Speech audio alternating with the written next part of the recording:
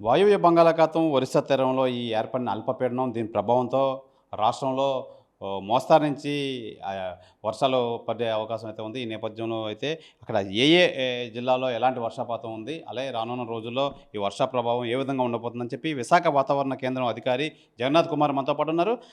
జగన్నాథ్ కుమార్ గారిని అడిగి తెలుసుకుందాం. సార్, ఈ బంగాళాఖాతం ఒరిస్సా తీరంలో ఉన్న ఈ వాయుగుండం ఏ విధంగా ఉండబోతుంది, రానున్న రోజుల్లో వర్షాలు ఏ విధంగా ఉండబోతున్నాయి, ఏ జిల్లాలకైతే ఈ తీవ్ర ఎఫెక్ట్ అయితే ఉండబోతుంది? ఒకటి, నిన్న వాయువ్య బంగాళాఖాత పరిసర ప్రాంతాల్లో ఉన్న ఉపరితల ఆవర్తనం ఈరోజు ఒరిస్సా తీరానికి వెంబడి వాయువ్య బంగాళాఖాత పరిసర ప్రాంతాలలో అల్పపీడనంగా పరిణామం చెందింది. ఈ ప్రాంతానికి దగ్గరలో ఈ అల్పపీడనం దానికి అనుబంధంగా ఒక ఉపరితల ఆవర్తనం 7.6 కిలోమీటర్ల ఎత్తు వరకు వ్యాపించి ఉండటంతో పాటు నైరుతి దిశకు వంగి ఉన్నది. రాబోయే 48 గంటల్లో పశ్చిమ వాయువ్య దిశలో ఈ అల్పపీడన వ్యవస్థ పయనించి మరింత ప్రస్ఫుటంగా సుస్పష్టంగా మారే అవకాశం కనిపిస్తుంది. దీనితో పాటుగా దేశంలోని వివిధ ప్రాంతాలైన గంగానగర్, సిర్సా, ఆగ్రా మీదుగా సంబల్పూర్ మీదుగా ఈ అల్పపీడన వ్యవస్థ దానికి అనుబంధంగా ఉన్న ఉపరితల ఆవర్తనం మీదుగా 1.5 కిలోమీటర్ల ఎత్తు వరకు నైరుతి ఋతుపవన ద్రోణి విస్తరించి ఉన్నది. ఈ కారణాల వల్ల రాష్ట్రంలో ముఖ్యంగా మొదటి రోజైన ఈరోజు రాబోయే 24 గంటల్లో అత్యధిక ప్రాంతాల్లో తేలికపాటి నుంచి మోస్తరు వర్షపాతం నమోదయ్యే అవకాశం ఉంది. రేపు ఉత్తర కోస్తా జిల్లాల్లో పలు ప్రాంతాల్లో పడే అవకాశం ఉంది. దక్షిణ కోస్తాలో ఈరోజు పలు ప్రాంతాల్లో, రేపటి నుంచి ఒక 3 రోజులు కొన్ని ప్రాంతాల్లో తేలికపాటి నుంచి మోస్తరు వర్షపాతం నమోదయ్యే అవకాశం ఉన్నది. రాబోయే 5 రోజులు కూడా ఉత్తర కోస్తా జిల్లాల్లో ఉరుములు మెరుపులు కొనసాగే అవకాశం ఉంది. దక్షిణ కోస్తాలో 3 రోజులు అటువంటి పరిస్థితి ఉంది. ఇక సుస్థిరమైన బలమైన రుతుపవన గాలులు 40 నుంచి 50 కిలోమీటర్ల వేగంతో వీచే అవకాశం రాబోయే 3 రోజుల్లో కూడా కోస్తా జిల్లాలపై ఉంది. తదుపరి 2 రోజులు 30 నుంచి 40 కిలోమీటర్ల వేగంతో వీచే అవకాశం ఉంది. ఇక ఇప్పుడు ప్రస్తుతం ఉన్న ఈ ఎఫెక్ట్, ఈ థ్రెట్ తీరం ఎప్పుడు దాటిపోతుంది? తీరం దాటే సమయంలో మోసంగా ఒక భారీ నుంచి అతి భారీ వర్షాలు కురిసే అవకాశం ఉంది. ముఖ్యంగా ఇది కేంద్రీకృతమైన వ్యవస్థ కాదు, ఇది అల్పపీడన వ్యవస్థ. కాబట్టి అది మూవ్ అవుతుంది. మూవ్ అయ్యే ప్రాంతాల్లో వర్షాలు పడే అవకాశాలు ఉన్నాయి. దీనికి విండ్ స్పీడు మామూలుగా 40 నుంచి 50 కిలోమీటర్ల వేగంతో ఉన్న ఏరియాస్ కూడా మీకు తెలియజేయడం జరిగింది.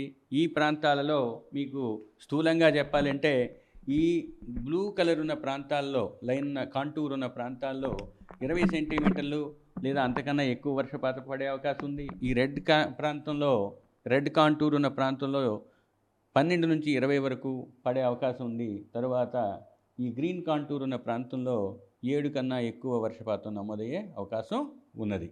అంటే ఇంకా స్థూలంగా నిర్దిష్టంగా చెప్పాలంటే ఉత్తర కోస్తా జిల్లాలైన శ్రీకాకుళం, విజయనగరం, విశాఖపట్నం, అనకాపల్లి, కాకినాడతో పాటుగా అల్లూరి సీతారామరాజులోని 1-2 ప్రాంతాల్లో భారీ నుంచి అతి భారీ వర్షపాతం నమోదయ్యే అవకాశం ఉంది. ఉత్తర కోస్తా జిల్లాలే అయిన పార్వతీపురం, మన్యం, కోనసీమ, తూర్పుగోదావరి, ఏలూరు జిల్లాల్లోని 1-2 చోట్ల రాబోయే 24 గంటల్లో భారీ వర్షపాతం నమోదయ్యే అవకాశం ఉంది. తదుపరి 2 రోజులు ఉత్తర కోస్తా జిల్లాలైన అల్లూరితో పాటు ఏలూరులో 1-2 చోట్ల భారీ వర్షపాతం నమోదయ్యే అవకాశం ఉంది. వీటితో పాటుగా కోస్తా తీరం వెంబడి తీరమావల, ముఖ్యంగా ఉత్తర కోస్తా తీరం వెంబడి తీరమావల 40 నుంచి 50 కిలోమీటర్లు, గరిష్టంగా 60 కిలోమీటర్ల వేగంతో ఈదురుగాలు వీచే అవకాశం ఉంది మొదటి 5 రోజులు. దక్షిణ కోస్తా తీరానికి ఆనుకుని, ఉత్తర కోస్తా తీరానికి ఆనుకున్న దక్షిణ కోస్తా తీరంలో 2వ రోజు నుంచి 4వ రోజు వరకు అటువంటి పరిస్థితి ఉంది. కాబట్టి ఈ 5 రోజులు పైన తెలిపిన ప్రాంతాల్లో పైన తెలిపిన విధంగా మత్స్యకారులు వేటకు వెళ్ళవద్దని హెచ్చరికలు జారీ చేయడం జరిగింది. ఉత్తర కోస్తా తీరం వెంబడి ఉన్న ఓడరేవులైన కళింగపట్నం, భీమునిపట్నం, విశాఖపట్నం, గంగవరం, కాకినాడల్లోని ఓడరేవులపై 3వ నంబర్ ప్రమాద హెచ్చరికని ఎగురవేయడం జరిగింది. గడిచిన 24 గంటల్లో రాష్ట్రంలో ముఖ్యంగా ఉత్తర కోస్తా జిల్లాల్లో ప్రాంతాలైన కళింగపట్నంలో 10 సెంటీమీటర్ల గరిష్ట వర్షపాతం నమోదైంది. మరియు పూసపాటిరేగ, విజయనగరం జిల్లాలోని పూసపాటిరేగలో 7 సెంటీమీటర్ల వర్షపాతం నమోదైంది. కోస్తా తీరంలో, ముఖ్యంగా కోస్తా జిల్లాల్లో గడిచిన 24 గంటల్లో పలు ప్రాంతాల్లో తేలికపాటి నుంచి మోస్తరు వర్షపాతం నమోదైంది. ఈ నేపథ్యంలో మత్స్యకారులకు ఏ విధమైన అలర్ట్ అయితే ఇస్తున్నారు? మత్స్యకారులు 5 రోజులు ముఖ్యంగా ఉత్తర కోస్తా జిల్లాల్లో తీరం వెంబడి ఉన్న ఓడరేవుల్లో తీరం వెంబడి తీరం ఆవల ఉన్న ప్రాంతాల్లో వేటకు వెళ్ళవద్దని హెచ్చరికలు జారీ చేయడం జరిగింది. మరియు 2వ రోజు నుంచి 4వ రోజు వరకు ఉత్తర కోస్తా తీరం వెంబడితో పాటు దక్షిణ కోస్తాలో కొంత ప్రాంతం వరకు కూడా ఇటువంటి పరిస్థితి ఉన్నందువల్ల ఈ పైన చూపించిన మ్యాప్లో చూపించిన విధంగా అక్కడున్న బూడిద రంగులో ఉన్న ప్రాంతాలలో మత్స్యకారులు వేటకు వెళ్ళవద్దని హెచ్చరికలు స్పష్టంగా తెలియజేయడం జరిగింది. ఈ ఆరెంజ్ అలర్ట్ ఉన్న జిల్లాల్లో భారీ నుంచి అతి భారీ వర్షపాతం ఉన్నందువల్ల ఆయా జిల్లాలు మరింత అప్రమత్తంగా ఉండాల్సిందిగా ఆయా శాఖలకు తెలియజేయడం జరిగింది. ఇక ఎల్లో అలర్ట్ ఉన్న జిల్లాలు కూడా భారీ వర్షపాతం ఉండే అవకాశం ఉన్నందువల్ల ఆయా జిల్లాలు కూడా కొంచెం జాగ్రత్తగా చూసుకొని నడుచుకోవాల్సిందిగా కోరడం. ఆకుపచ్చ రంగులో ఉన్నది ఆకుపచ్చలో ఉన్నది తేలికపాటి నుంచి మోస్తరు వర్షపాతం పడే జిల్లాలు అంతే. ఇది ప్రధానంగా మనం చూసుకోవచ్చు. ఈ ప్రభావంతో రానున్న 2-3 రోజులు అయితే ఈ విస్తారంగా వర్షాలు అయితే కురిసే అవకాశం అయితే ఉంది. అయితే మనం చూసుకోవచ్చు ఈ మ్యాప్లో చూపించినంత వరకు ఈ ఆరెంజ్ ఏదైతే ఉందో అది ఈ వర్షాలు తీవ్రత అయితే ఎక్కువ ఉంటుంది. దాని మీద కొద్దిగా తగ్గే అవకాశం అయితే ఉంది ఎల్లో అలర్ట్.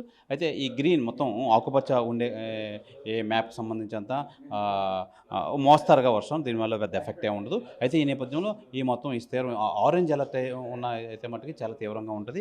కాబట్టి ఈ కోస్తా తీరంలో ఎవరైతే ఉన్నారో ఈ మత్స్యకారులు మొత్తం అసలు వేటకు వెళ్ళే అవకాశం అయితే లేదని చెప్పారు. వేటకు వెళ్తే చాలా ఇబ్బంది పడతారు. అయితే రానున్న 2-3 రోజుల్లో అయితే ఈ ప్రభావం అయితే ఉంటుంది. ఈ వర్షాలు భారీ నుంచి అతి భారీ వర్షాలు కురిసే అవకాశం అయితే ఉందని చెప్పి విశాఖ వాతావరణ అధికారి జగన్నాథ్ కుమార్ అయితే తెలియజేస్తున్నారు. ఇది ఈ వాతావరణ పరిస్థితి. కెమెరామెన్ ప్రసాద్తో శివరామకృష్ణ RTV విశాఖపట్నం నుంచి. తెలుగులో ఫాస్టెస్ట్ న్యూస్ ఇప్పుడు కొత్త అవతారంలో 5 సెకండ్లోనే పూర్తి వార్తా సమాచారం మీ చేతిలో. సోషల్ మీడియా ట్రెండ్స్ మీ కళ్ళ ముందుకే live TV and voice search ఆప్షన్స్తో ఇప్పుడే డౌన్లోడ్ చేయండి. యాప్ లింక్ డిస్క్రిప్షన్లో ఉంది.